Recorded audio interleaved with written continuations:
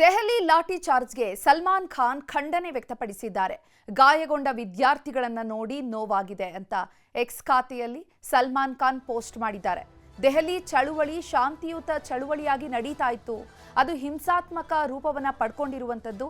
ಇದರಿಂದಾಗಿ ನನಗೆ ತುಂಬ ದುಃಖವಾಗಿದೆ. ಗಾಯಗೊಂಡಿರುವಂತಹ ವಿದ್ಯಾರ್ಥಿಗಳು ಮತ್ತು ಅವರ ಕುಟುಂಬಗಳಿಗೆ ನನ್ನ ಹೃದಯ ನೋವಾಗಿದೆ. ನನಗೆ ಅವರ ಕುಟುಂಬದವರಿಗೆ ಅದನ್ನು ಚೇತರಿಸಿಕೊಳ್ಳುವಂತಹ ಶಕ್ತಿಯನ್ನು ನೀಡಲಿ. ಪ್ರಶ್ನೆ ಪತ್ರಿಕೆ ಸೋರಿಕೆ ತುಂಬ ಗಂಭೀರವಾದಂತಹ ವಿಚಾರವಾಗಿದೆ. ನಮ್ಮ ದೇಶದ ಮಕ್ಕಳು ಉತ್ತಮ ಶಿಕ್ಷಣ ವ್ಯವಸ್ಥೆಗಾಗಿ ಒಗ್ಗೂಡಿದ್ದಾರೆ ಮತ್ತು ಅವರ ಪೋಷಕರು ಅವರಿಗೆ ಬೆಂಬಲವನ್ನು ನೀಡ್ತಾ ಇರುವಂಥದ್ದು ನನಗೆ ಸಂತೋಷ ಆಗಿದೆ. ಅವ್ರು ತೆಗೆದುಕೊಂಡಿರುವಂತಹ ನಿಲುವನ್ನು ನಾನು ನಿಜವಾಗಿಯೂ ಕೂಡ ಪ್ರಶಂಸಿಸ್ತೇನೆ.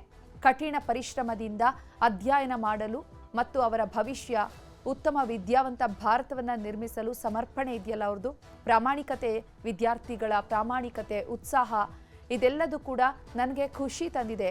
ಈ ಆಂದೋಲನ, ಈ ಪ್ರತಿಭಟನೆ ಅದಕ್ಕೆ ಸರಿಯಾದ ಮಾರ್ಗವಾಗಿದೆ ಮತ್ತು ವಿದ್ಯಾರ್ಥಿಗಳು ಇದನ್ನು ಶಾಂತಿಯುತವಾಗಿ ಮಾಡಿದ್ದಾರೆ.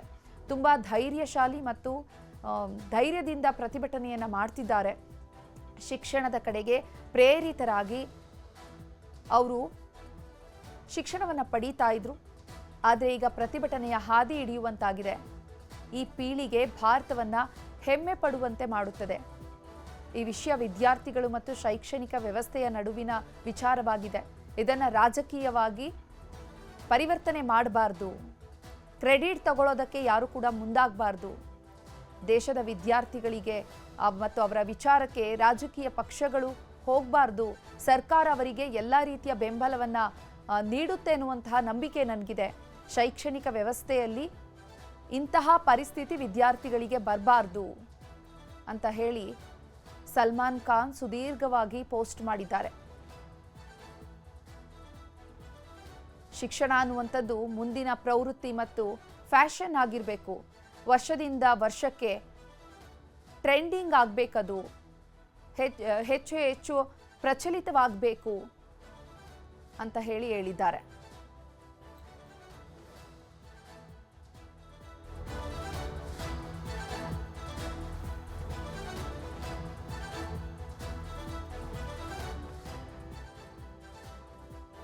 ಬಾಲಿವುಡ್ ನಟ ಸಲ್ಮಾನ್ ಖಾನ್ ವಿದ್ಯಾರ್ಥಿಗಳ ಪ್ರತಿಭಟನೆ ನಡೀತಾ ಇದೆ, ಇದಕ್ಕೆ ಸುದೀರ್ಘವಾಗಿ ಎಕ್ಸ್ನಲ್ಲಿ ಪೋಸ್ಟ್ ಮಾಡಿ ರಿಯಾಕ್ಟ್ ಮಾಡಿದ್ದಾರೆ. ದೆಹಲಿ ಚಳುವಳಿ ಶಾಂತಿಯುತ ಚಳುವಳಿಯಾಗಿ ನಡೀತಾ ಇತ್ತು, ಇದು ಈಗ ತೀವ್ರ ಸ್ವರೂಪವನ್ನು ಪಡ್ಕೊಳ್ತಾ ಇದೆ. ಈ ರೀತಿ ಆಗಬಾರ್ದಿತ್ತು. ದೆಹಲಿ ಚಳುವಳಿ ಶಾಂತಿಯುತ ಚಳುವಳಿಯಾಗಿತ್ತು, ಆದರೆ ಈಗ ಹಿಂಸಾತ್ಮಕ ತಿರುವನ್ನು ಪಡೆದಿದ್ದು ನನಗೆ ದುಃಖ ಆಗಿದೆ ಇದರಿಂದ ಅಂತ ಹೇಳಿದ್ದಾರೆ ಸಲ್ಮಾನ್ ಖಾನ್. ಗಾಯಗೊಂಡವರನ್ನ ಕಂಡು ಹೃದಯಕ್ಕೆ ನೋವಾಗಿದೆ. ಪ್ರಶ್ನೆ ಪತ್ರಿಕೆ ಸೋರಿಕೆ ತುಂಬ ಗಂಭೀರವಾದಂಥ ವಿಚಾರ ಅದು. ದೇಶದ ಮಕ್ಕಳು ಉತ್ತಮ ಶಿಕ್ಷಣ ವ್ಯವಸ್ಥೆಗಾಗಿ ಒಗ್ಗೂಡಿದ್ದಾರೆ. ಅವರ ಪೋಷಕರು ಕೂಡ ವಿದ್ಯಾರ್ಥಿಗಳನ್ನು ಬೆಂಬಲಿಸ್ತಿದ್ದಾರೆ. ಅವರ ನಿಲುವನ್ನು ನಾನು ನಿಜವಾಗಿಯೂ ಕೂಡ ಪ್ರಶಂಸಿಸ್ತೇನೆ ಅಂತ ಹೇಳಿದ್ದಾರೆ ಸಲ್ಮಾನ್ ಖಾನ್. ವಿದ್ಯಾವಂತ ಭಾರತವನ್ನು ನಿರ್ಮಿಸಲು ಸಮರ್ಪಣೆ ಮತ್ತು ಪ್ರಾಮಾಣಿಕ ಮತ್ತು ಉತ್ಸಾಹವನ್ನು ತೋರಿಸ್ತಾ ಇದೆ. ಈ ಆಂದೋಲನ ಸರಿಯಾದ ಮಾರ್ಗವಾಗಿದೆ ಅಂತ ಸಲ್ಮಾನ್ ಖಾನ್ ಎಕ್ಸ್ ಖಾತೆಯಲ್ಲಿ ಪೋಸ್ಟ್ ಮಾಡಿದ್ದಾರೆ. ದೆಹಲಿಯ ಜಂತರ್ ಮಂತರ್ನಲ್ಲಿ ವಿದ್ಯಾರ್ಥಿಗಳು ನಿರಂತರವಾಗಿ ಪ್ರತಿಭಟನೆಯನ್ನು ನಡೆಸುತ್ತಿದ್ದಾರೆ. ಕಾಕ್ರೋಚ್ ಜನತಾ ಪಾರ್ಟಿ ಮೊದಲಿಗೆ ಪ್ರತಿಭಟನೆಯನ್ನು ಆರಂಭ ಮಾಡಿತು. ಸೋನಂ ವಾಂಗ್ಚುಕ್ ಅವರು ವಿದ್ಯಾರ್ಥಿಗಳಿಗಾಗಿ ಉಪವಾಸ ಸತ್ಯಾಗ್ರಹವನ್ನು ಮಾಡ್ತಾ ಇದ್ರು. 21 ದಿನಗಳಾಗಿದೆ ಅವರು ಉಪವಾಸವನ್ನು ಮಾಡ್ತಿದ್ದಾರೆ. ಒಂದು ಕಡೆ ಸರ್ಕಾರ ಅವರನ್ನು ಬಲವಂತವಾಗಿ ಆಸ್ಪತ್ರೆಗೆ ದಾಖಲಿಸಿ ಅವರನ್ನು ಈ ಚಳುವಳಿಯಿಂದ ದೂರ ಮಾಡಿದೆ ಅಂತ ವಿದ್ಯಾರ್ಥಿಗಳು ಒಂದು ಕಡೆ ದೂರ್ತಿದ್ದಾರೆ. ವಿದ್ಯಾರ್ಥಿಗಳು ಇದರಿಂದಾಗಿ ಯಾಕೆ ಕೇಂದ್ರ ಸರ್ಕಾರ ಸ್ಪಂದಿಸ್ತಾ ಇಲ್ಲ, ಕೇಂದ್ರ ಶಿಕ್ಷಣ ಸಚಿವರ ರಾಜೀನಾಮೆಯನ್ನು ಕೇಳ್ತಿದ್ದಾರೆ.